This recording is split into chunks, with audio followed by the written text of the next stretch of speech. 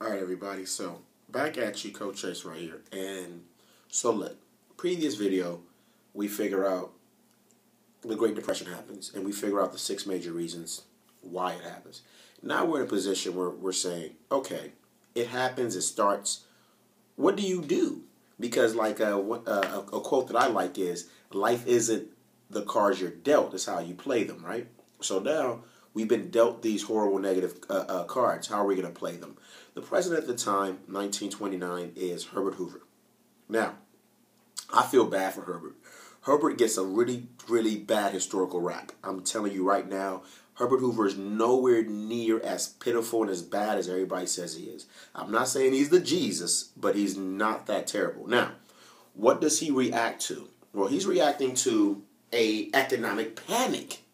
Now, you remember that we've been looking at economic panics way back to the panic of like 1837, 18 this, 18 that. I mean, 1907 was a panic. And remember, that forced everybody to create the Federal Reserve Board in 1913. So there's a lot of panics, economic panics in American history. Now, everybody, I mean, 99% of people agree with what Herbert Hoover was going to do. Herbert Hoover was going to just say, all right, not that he was going to do nothing.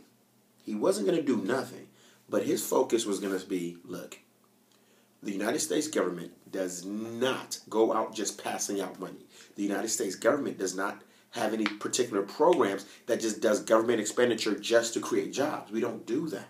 So what we're going to do is we're going to focus and we're going to talk to the big industrialists, right? Laissez-faire capitalist society, and talk to them and say, look, guys, can you maintain the wage rates, please? Wage rates meaning how much you pay your workers. Look, I know that you are taking a lot of losses, but if you lay off workers, that's one thing. But don't lower how much you pay the workers that you keep. And most industrialists, big industrialists say, yeah, we'll do that for you, right? So you have these kind of situations where you have Herbert Hoover really, truly making some strides and doing things that he needs to do.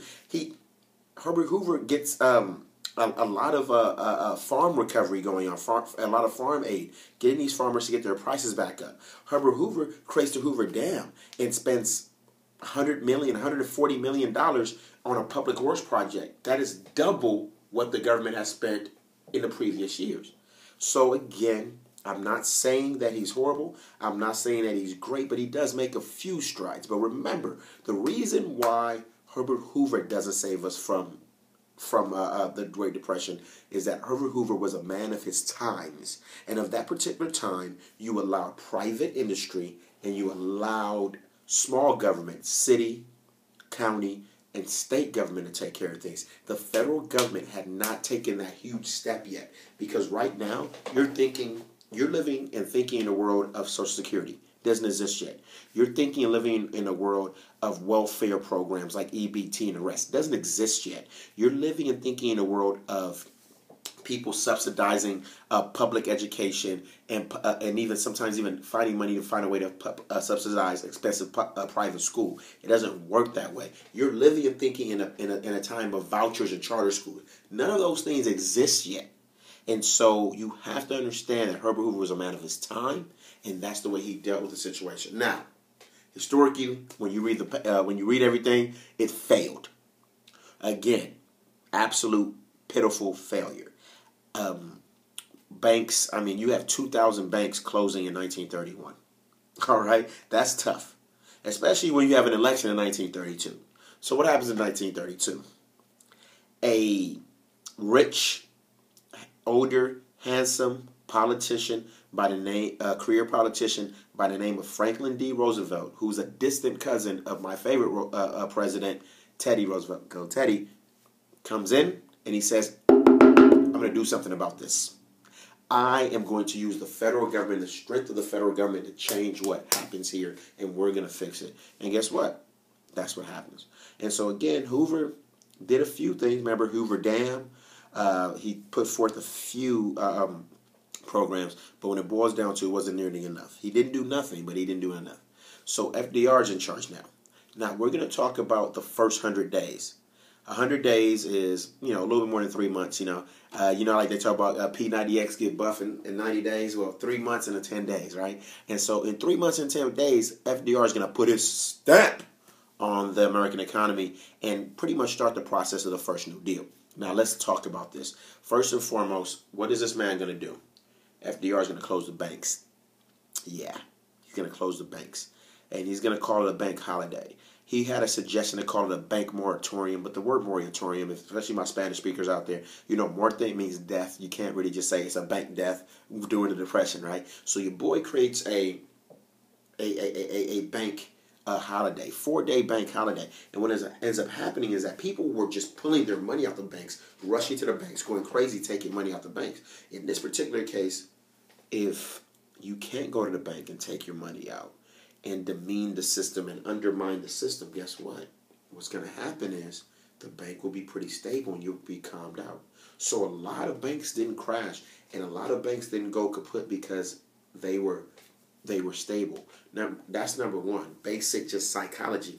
But it wasn't just psychology. FDR sent inspectors into these banks. And the banks that were failing, the government would take them over. Or he would go to a solid bank and say, you solid bank A, you got to take over failing bank B. And made sure people's money was safe.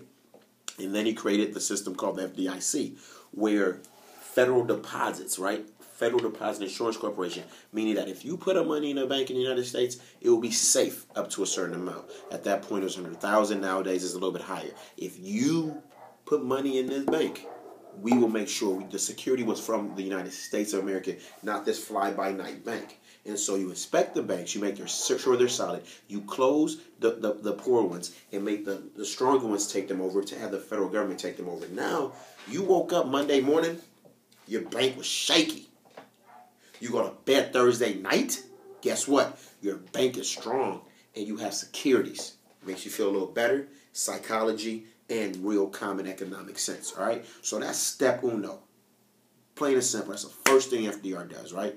Now, let's talk about a few other things that Mr. Roosevelt does. And you know, I'm a big fan of FDR. You guys know how it goes. Now, one thing you have to talk about with FDR and the New Deal is this. He has 3 facets. The 3 R's. It's not reading, writing, and arithmetic. It is relief, it is recovery, and it is reform. He's going to come out there and say, look, initially, relief, here's some money. Just take care of things. And so he wants to create things, like we said. He's going to do the bank holiday, right? That's number 1. Number 2, he's going to create something called the Civilian Conservation Corps. We'll talk about that more in another video or even in class, right? But the CCC creates jobs for young people, all right, immediately.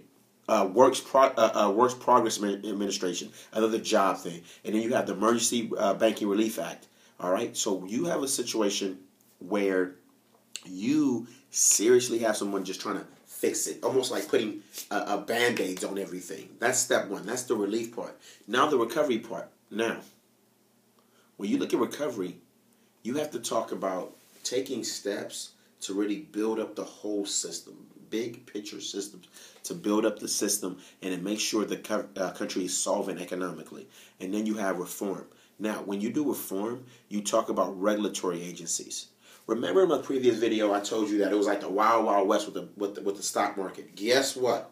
FDR sets up the Securities and Exchange Commission, and now you have to be accountable for how you play on the stock market. You just can't go in there as crazy as you used to go in there. No, there's a new sheriff in town, literally, if you want to talk about the Wild Wild West, right? So you have the Securities and Exchange Commission. You create safeguards like the Federal Deposit Insurance Corporation, FDIC, still exists. Things of that nature, right? And making sure you create something called the Social Security Act. At this point, you have people, older people, living to be 55, 65, 75, 85, whatever age they are. And because they can't work, because you don't want your Nana working. You really want Nana working? Come on, she's not going to be doing a great job. And so you have Nana working into 85 and just dying old and having nothing if she doesn't have a built-in inheritance or all kind of money, right? So what you have now is the Social Security Act. And what it allows you to do is to put money into the system throughout your life, and by the time you become elderly, you have someone protecting you, and you have and your money that you earn protecting you.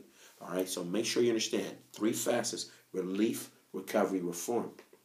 Now, let's talk about the first 100 days, right? And in the first 100 days, man, look, if you've ever been in a relationship, right, when you first start dating, it's called the honeymoon, or you get married, everything is good. Doesn't matter. If they burp, that burp smell nice. They fart, that fart smell nice, right? Everything is okay. And so what we're going to call this the honeymoon between FDR and Congress. And they come together and they know we have to fix the United States economy. So we're going to get moving in this first 100 days. It's 3 months, right? So first thing they do is they create the Agricultural Adjustment Act. And what happens is, remember we talked about that farm prices went down and there was too much produce and everything? Well, farmers were getting paid, guess what? To not have to farm. So you say, they'll tell farmers, look, we'll pay you, we'll subsidize you not to farm because we don't want you to put too much into the market because it brings prices down and that hurts you. All right? So that's one thing initially and that do, right? Now, in addition to that, you're going to look at something like the Tennessee Valley Authority. The Tennessee Valley Authority, there's the Tennessee River and that whole valley that runs through there. You're going to create hydroelectric power. What you do is you use a river to create a current and you get power. Now, why is that important? Well, number one, it puts power into rural areas in the 1930s United States that didn't have electricity yet. Yeah, it's weird to think about that in the United States. Like, it just feels like we've always been industrial. We always had everything we need to have. But there are parts that did not have electricity. So Tennessee Valley Authority comes in that first 100 days and puts you in a position where you get electrical power, and also you have industries over there, right? And then you have to build all of these power plants. You have to create the dams and everything. So that gives immediate relief, meaning people have jobs.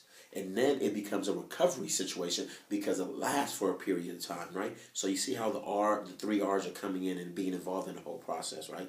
Now, it wasn't all fun and games. A lot of private industry did not like the Tennessee Valley Authority because when the dams were done and the electricity was done, it actually gave people lower rates on electricity. So you would go with the government electricity instead of the private electricity, and obviously sometimes it will bankrupt private companies. So FDR is not loved all the time. But remember, first 100 days, honeymoon. All right? Now, the last one is the Glass-Steagall Banking Act, right? And then, obviously, the Glass-Steagall Banking Act creates the FDIC.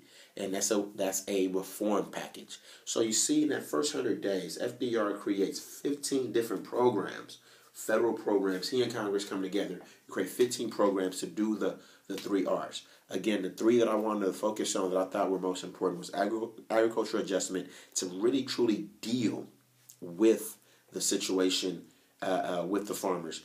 Tennessee Valley Authority to create more jobs. There's a work starting program, right? And so that connects with the CCC and the WPA, the Public Works and the Conservation Corps, because they all come together to build the Tennessee Valley. And then Glass-Steagall is a reform program that does what? Obviously becomes a situation where we change the way we bank and the deposits that we have on banks, FDIC.